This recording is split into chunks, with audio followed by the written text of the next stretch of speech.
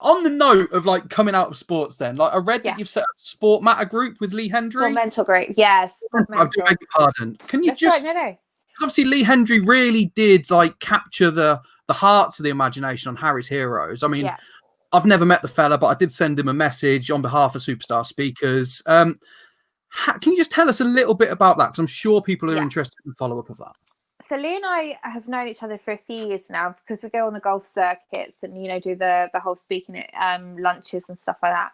And I didn't really sort of know him.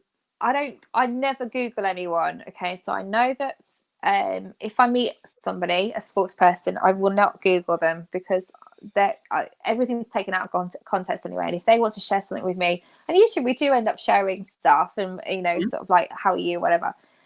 So I did, but I did know, I sort of had something in my head that I think something has happened at some stage in his life. Then sort of we started working together, and he talked about his mental health issues, and he'd heard about mine, and we started talking a bit more openly.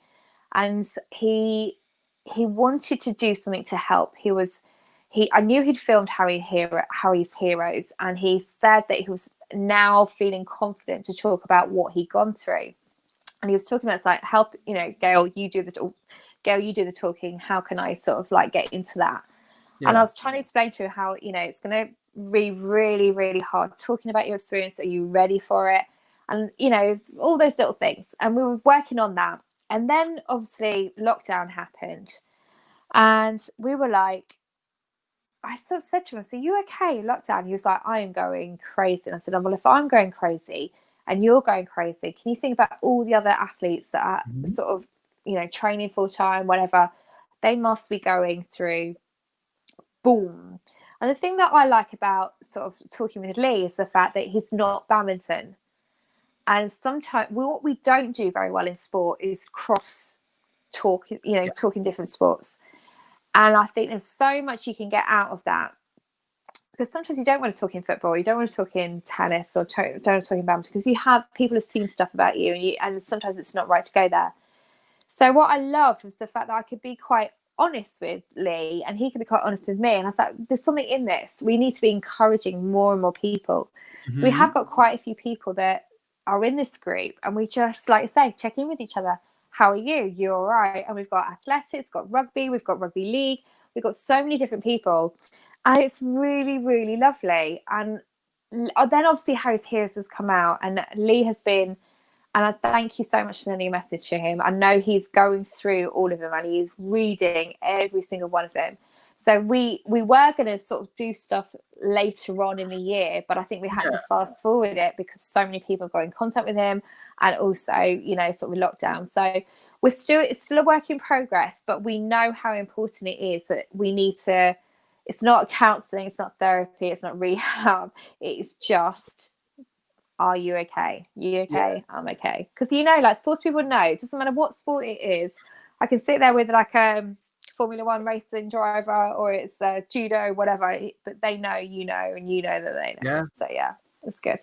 I think that's wonderful. I mean, again, to go back to Superstar Speakers, we've had the opportunity to work with Frank Bruno, he's a big advocate of this. And that kind of group would really benefit him. And like boxing to badminton to football, it's chalk and cheese, isn't it? But we know. Yeah. We know that he knows that we know. And that's something really reassuring. And like I said, we're not trying to fix each other.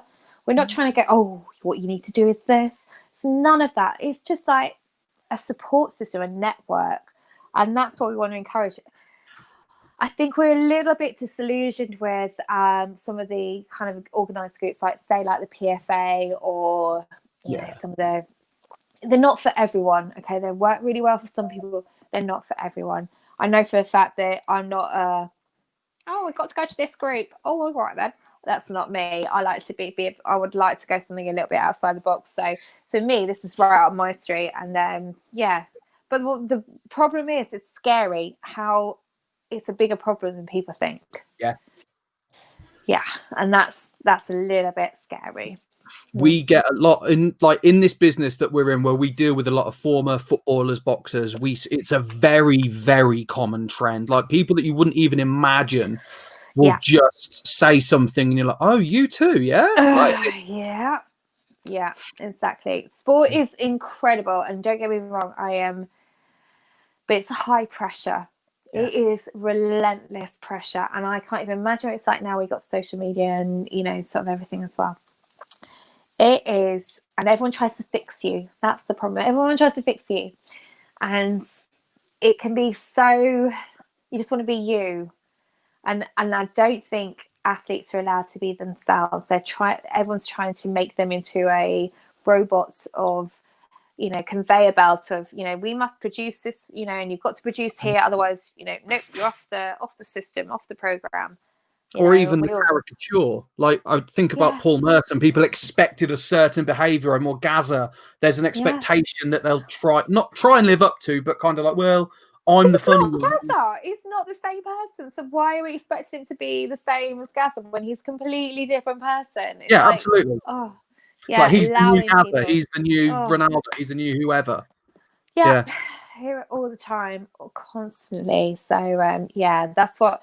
But it's really hard to get into the clubs because they go, well, we have a sports psychologist, we're fine. Yeah, and you're like, it's not sports psychology. It's this. We just want to, sort of. But yeah, that's our problem. We've got a few barriers, but the more we talk about it, like say, thank you for mentioning it as well. But the more we get that out there, then I think more athletes will get a really good network going. So we'll put something on our social media. By all accounts, we're more than happy to play our part and share because we do have those contacts. And as I always say, if it just helps one person, then it's a success, isn't it? So we will definitely play our part with that.